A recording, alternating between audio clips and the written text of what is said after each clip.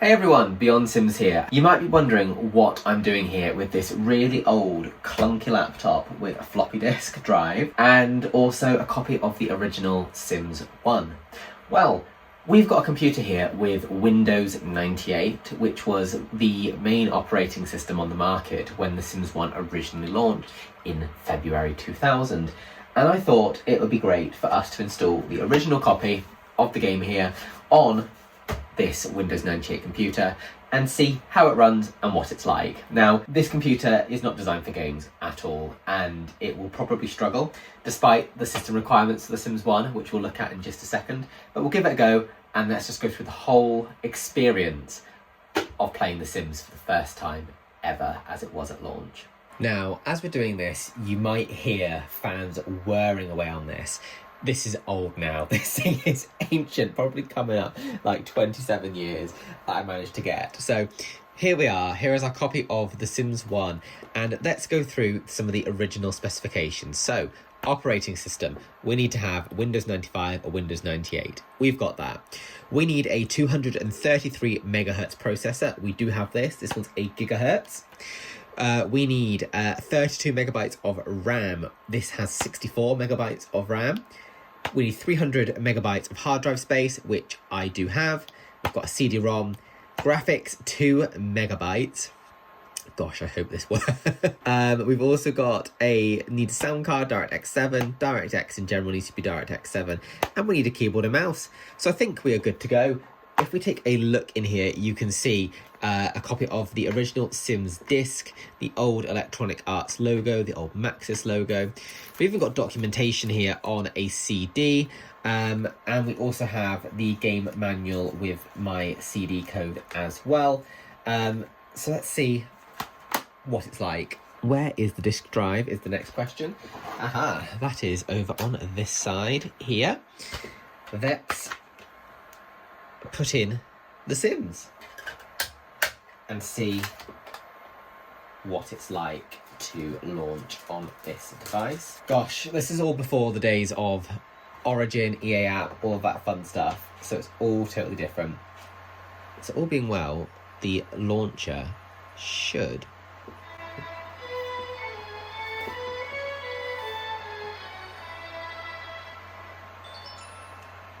talk about nostalgia. Oh my gosh, I missed that.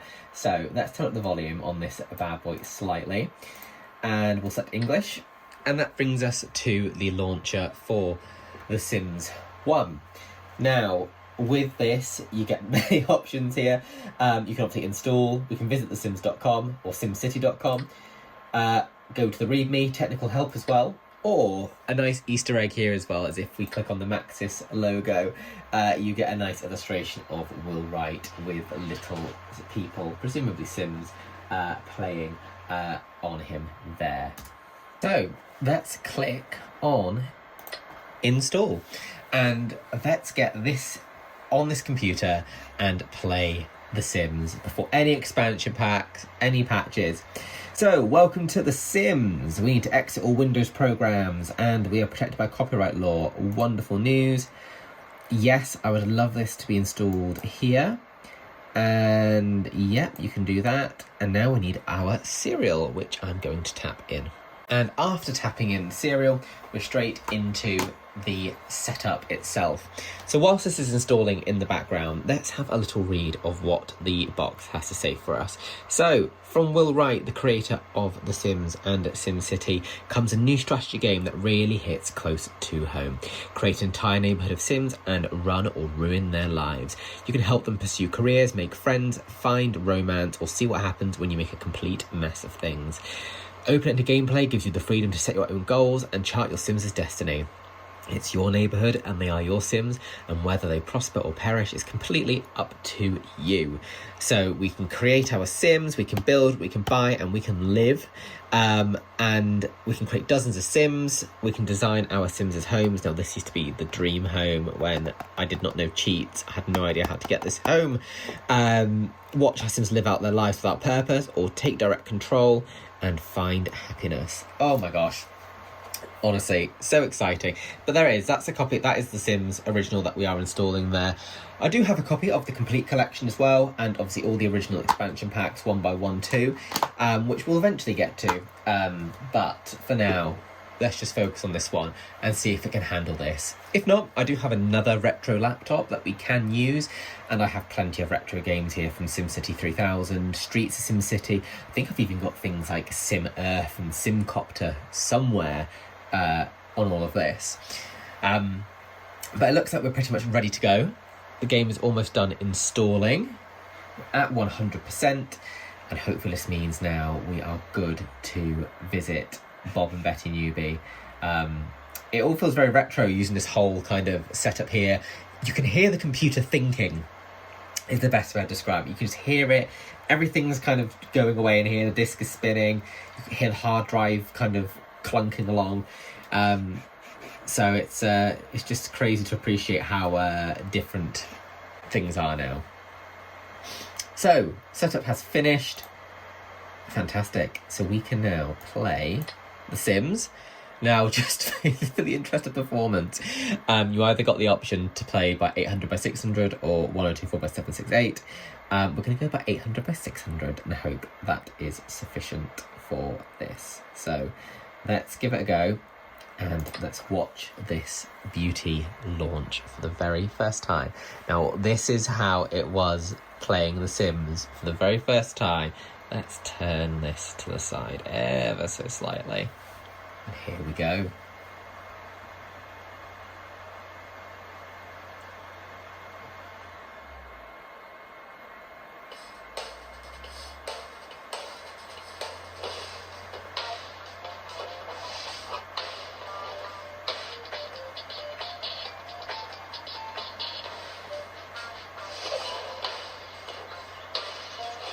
Oh, the nostalgia with this.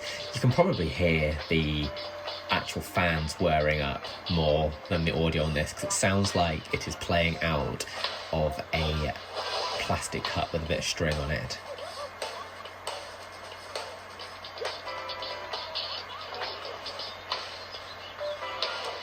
And one of the things I love about this particular intro video is you get to see some of the objects as they were before release. It always used to confuse me why those objects were not in-game growing up.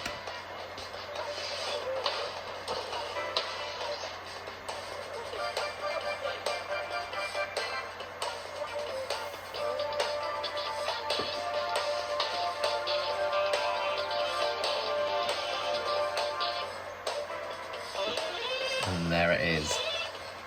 The Sims. And now we're going to hit the loading screen for the very first time and see our neighbourhood.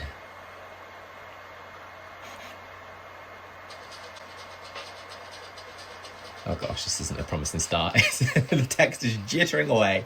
But copyright 2000. Here we are. Oh my gosh, can you believe it? So this is how The Sims launched on PC. And one of the things you might notice if you've only played it following things like Live Large, or maybe the full complete collection with expansion packs, this house here and this house over here look completely different on the outside because they're just brick. I think this one also looks different actually. They actually updated some of the houses and how they looked on the outside, and I don't know why they did that. But you also could not go into a house unless you had a family that could afford it.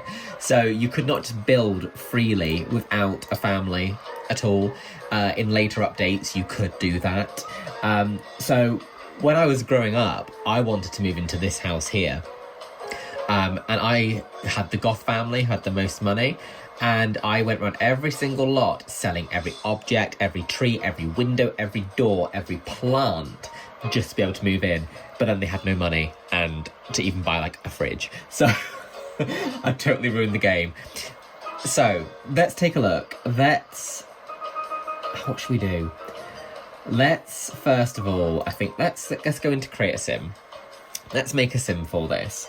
So we'll make a new family and we will call them the Beyond Sims family and create a new sim. So this is, again, probably quite limited actually with what is available. I mean, it's not too awful, but there's not hundreds and hundreds of things, is there? So let's take a look through all these outfits.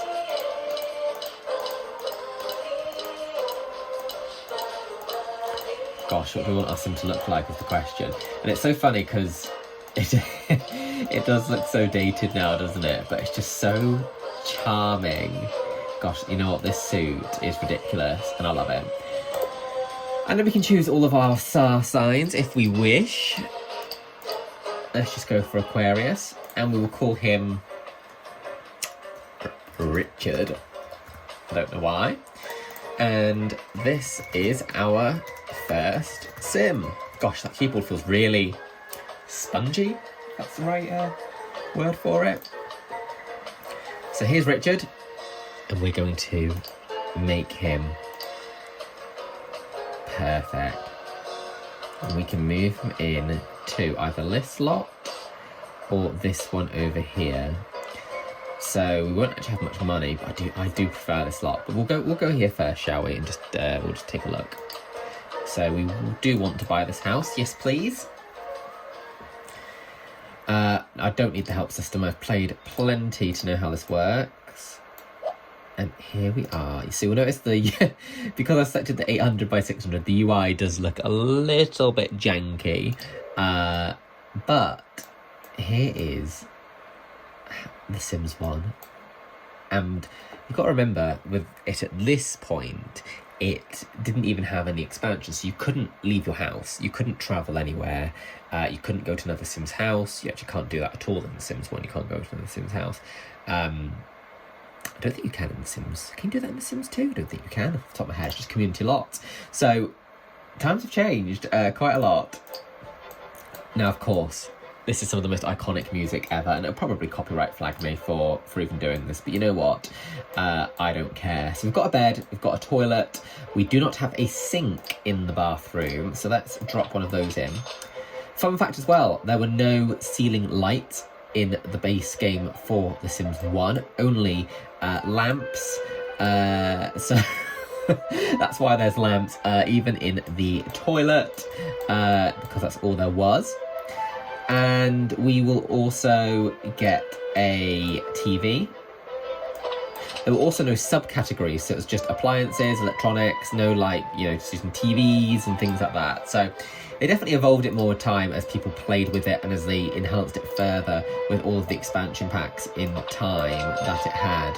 But it definitely took time. The game evolved. And what else might we need? How about a table and chairs? We'll go for the cheapest one for now. And we'll put some chairs. There we go. And we've still got quite a lot of simoleons to spare. So maybe I'll even treat him to if I spin this round slightly, just change how this looks. We will treat our sim to an office chair. And, I mean, there's some fun futuristic things in this. Like, this computer looks so cool. But unfortunately, we're going to go for the cheapskate version right here. And I think that will do us just for now. Never forget, a fire alarm and an oven might also help us as well.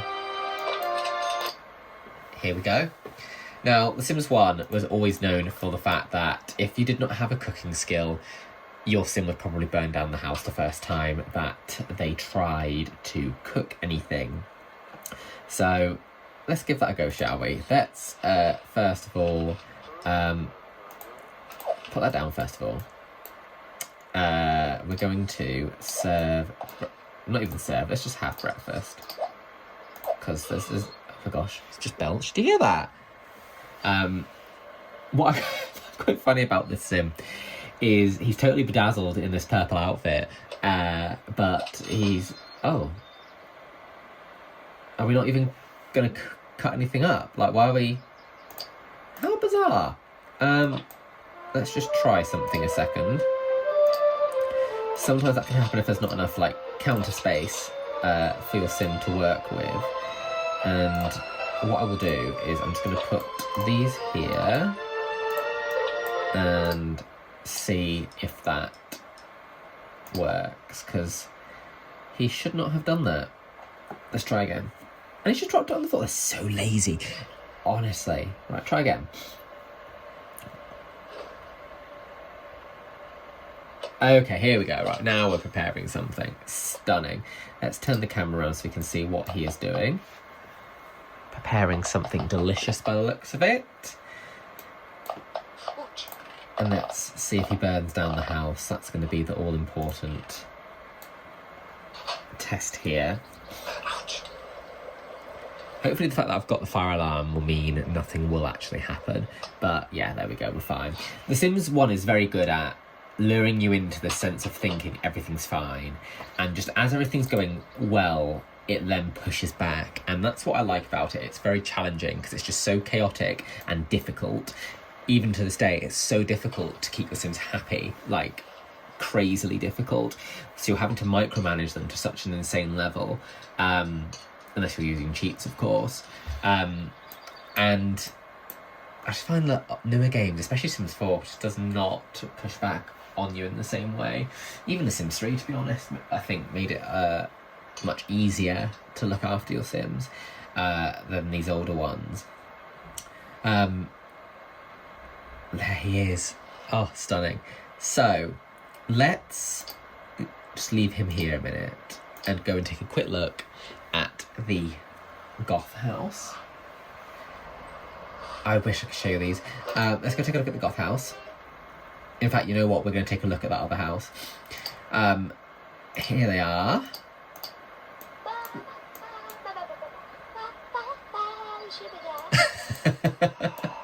Here they are, ready to go.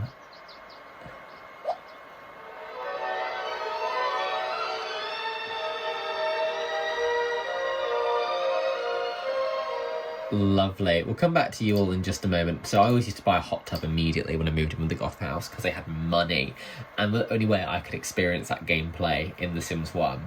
But what I will do is we're going to quickly move in this the bachelor household here, so I can just show you how this house looked in the base game before the game got updated. So you can see here, got a brick exterior. I mean, the interior is the same regardless, but they did change the exterior and the roof. This is how this little house came when The Sims 1 launched. Let's spin it around so you can see. There it is. That was the original version of this house before they updated it. And even in this version, Rosebud doesn't work. I believe it was a Clapicus or something? Let's have a look. I'm having to actually just double check the spelling of this. Here we go. Let's type this in.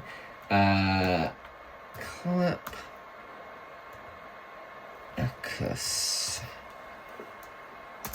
There we go. So that's the way you can get money. Rosebud was not a way of getting money. I don't know if this one is either.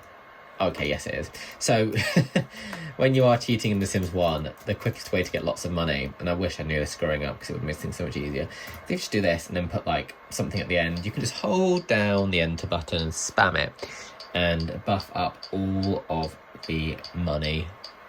And you can see it flying up like that. So let's just quickly go and have a look at the original version of this other house as well, so at least you can see all of them at this point. So let's move the bachelor family. I do not wish to bulldoze the house. And move him in right over here. And here we go. So this is the original version of this house as well. Again, they've changed how it looks on the exterior. I think they just tried to make them look a bit more interesting, really, because they're all just brick. They're all very similar, aren't they, in the base game? But this is a house that I also, still to this day, love playing in this house over most of the other houses in the game, to be honest.